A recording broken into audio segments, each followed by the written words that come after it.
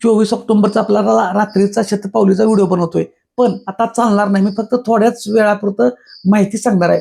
मी बाहेर आलोय, पाहुण्यांच्यात आलोय आणि त्यामुळे इथं किती नेटला स्पीड आहे मला माहित नाही.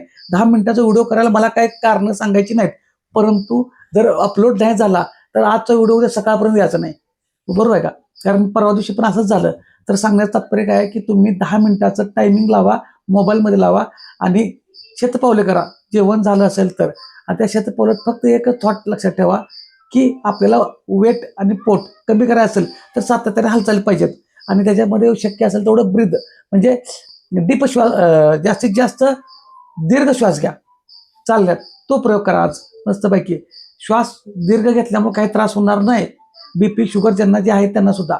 त्यामुळे शिस्तीत ज्यांना वाटतं धाप लागत्या, दम्यात त्रास आहे, थोडासा तोंडाने सोडला तर चालतो.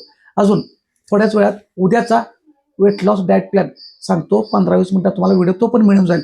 परंतु कारण सांगायचे आहेत. आता दिवाळीत झालेलं असेल सगळं, आता थोडं खायचं आहे, संपवायची आहे दिवाळी पण प्रमाणात. अशाच माहितीसाठी फॉलो करा आणि शतपावली करायला विसरू नका. धन्यवाद.